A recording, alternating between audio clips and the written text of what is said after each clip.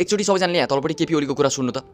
मदन भण्डारीको हत्याका पछाडि कांग्रेसको हात छ, कांग्रेसको सरकारले मराएको हो। अनि तँलाई थाहा रहेछ त अनि कसले गरेको हो भनेर। अनि अहिलेसम्म यत्रो 18-19 वर्षमा चाहिँ के हेरेर बसिस् त अनि यत्रोचोटि प्रधानमन्त्री भइस्, स्टेजमा चढिस्, उकान टुक्का हानिस्, नेपाली जनताको आँखामा छारो हालिस्, नेपाली जनतालाई गफाइकहरू केही पनि दिनस्, स्टेजमा चढेर रकेट उडाएर चन्द्रमामा पुऱ्याइदिन्छु, रेल ल्याइदिन्छु, घर घरमा ग्यासको पाइपलाइन पुऱ्याइदिन्छु भनेर भन्नुको साटो त स्टेजमा चढेर यो चिज चाहिँ किन भनिनस् त नि। अब मिलेर बाँडेर खानु परेको थियो नि त हैन। यत्रो 18-19 वर्षमा भ्रष्टाचार गर्नु परेको थियो, देशलाई बेचेर सकाउनु परेको थियो, अनि त्यही भएर नभने होला हैन। अनि आफ्नो एउटै थालीमा खानी चड्डे बड्डेहरूलाई चाहिँ बचाइराको होला नि हैन। अनि आजको दिनमा चाहिँ बिस्तारै बिस्तारै कानुनको हात चाहिँ तेरो गर्दनमा पर्दै गएपछि अनि तँलाई डर भयो अनि एउटै थालमा नाचेर खानी चड्डे बड्डे हो नि त। अनि एकअर्कालाई दोष लाउने अनि देशभित्र कुनै आपत पर्ने बित्तिकै आफूभित्र कुनै आपत पर्ने बित्तिकै त्यो बेला अनि तीनजना एकै ठाउँमा भेला हुने अनि भेला भएर चाहिँ त्यसपछि अनि मिटिङ गर्ने, मिटिङ गरेर मिलाउने हैन। अनि त्यसपछि अनि जनताको बिचमा चाहिँ आएर चाहिँ फुटेर रिसाको जस्तो गर्ने, नमिलेको जस्तो गर्ने, अनि भित्र चाहिँ तीन दाजुभाइ मिलेर हात मिलाएर बस्ने हैन त। अब तीनजनालाई आफ्नो एकअर्काको सिक्रेट थाहा छ। अनि त्यसपछि एउटाले मेरो पोल खोल्दियो भने म जान्छु, अनि त्यसले मेरो पोल खोल्दियो भने फेरि म जान्छु भन्ने हिसाबले चाहिँ अनि तीनजनाले आफ्नो ठाउँ चाहिँ बचाएर राखेको छन् के। पर्यो भने तीनजना एउटै खाल्टोमा एकैचोटि छिर्ने, नत्र भने चाहिँ तीनजना नै खाल्टोमा छिर्नु भएन भन्ने हिसाबले यिनीहरू चलिरहेको छ। देशभरि भ्रष्टाचार मचाउने तिनीहरू तीनटै मिलेर अनि देशलाई बेचेर खाने पनि तीनटै मिलेर, देशको नाकादेखि लिएर देशभित्र भएको कल कारखानादेखि लिएर हरेक चिज बेचेर चाहिँ देशको जनतालाई अतालेर मन्त्र शासन फैलाउने यिनीहरूले अरू गरेको केही होइन कि जनताको आँखामा छारो हाल्ने र जनतालाई चाहिँ घुमाइराख्ने अनि एउटा प्रधानमन्त्री भएला अर्कोलाई दोष लाउने, अनि अर्को प्रधानमन्त्री भएला अर्कोलाई दोष लाउने, जनतालाई घुमाइराख्ने। भ्रष्टाचार र देशभरि बेरोजगार बाहेक केही पनि छैन। देशको आधाभन्दा धेरै युवालाई मिलेर बाहिरी देशमा बेचिहाले अनि बेचेर त्यही युवाहरूले पठाएको रेमिटेन्सले चाहिँ देशभित्र चाहिँ रतौली खेलेर रैला गरेर बसेको छ हैन। देशभित्र काण्डमाथि काण्ड आउँछ, तर यिनीहरूलाई समात्ने भने कोही छैन, किन भन्दा साँडे गोरु हो नि त। देशलाई चलाउने नै यिनीहरुै अनि देशभित्र काण्ड मचाउने पनि यिनीहरुै। अनि समातोष कोषले यिनीहरूलाई अनि यिनीहरूको विरुद्ध कोही बोल्दै भने अनि त्यो मान्छेलाई समातेर भित्र कोदिहाल्छ, त्यो मान्छेको मुख बन्द गरिदिहाल्छ। अनि देशभित्र भएको मिडियादेखि लिएर अनि टिभी च्यानलसम्म सबैले त यिनीहरूको कुख खाएर बसेको छ। अब यिनीहरूको पुछर हो नि त। अनि अहिलेको समय पनि हाम्रो देशको मिडियाले चाहिँ जनताको दुःख भन्दा पनि बेसी पार्टीको गुणगान धेरै गाएर बसिरहेको हुन्छ के। कति मान्छेले याद गरेको छ कि छैन, हाम्रो देशको मिडियाले कहिले पनि जनताको दुःख कष्ट र यिनीहरूले जनतालाई दिएको दुःखको बारेमा कहिले पनि हाम्रो देशको मिडियाले कुरा गर्दैन। कुरा के गर्छ भन्दा कुनै पार्टीले कुनै क्रान्ति गर्यो भने सबभन्दा पहिला हाम्रो देशको मिडियाले त्यो चिज देखाउँछ। तर त्यहाँनिर कुनै जनतालाई समातेर यिनीहरूले दुःख दिइरहेको छ, यिनीहरूले देशभित्र भ्रष्टाचार गरिरहेको छ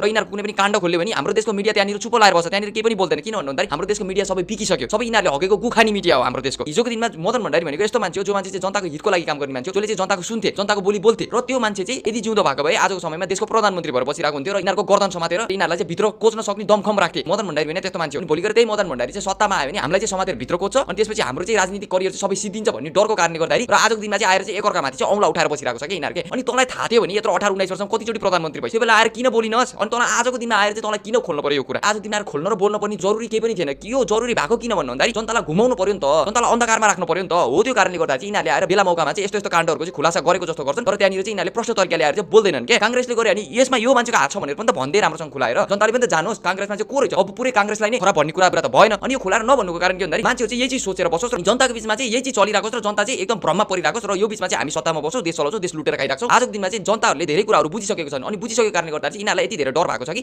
आफ्नो गर्दन कसरी र कहाँ लगेर जोगाउने होला, कसरी बचाउने होला भन्ने नै यिनीहरूलाई आजको दिनमा एकदम धेरै पिर छ के। कहिले चाहिँ आएर बौलाएर चाहिँ स्याटेलाइट उडाएर स्पेसमा पुऱ्याइदिन्छ हामीले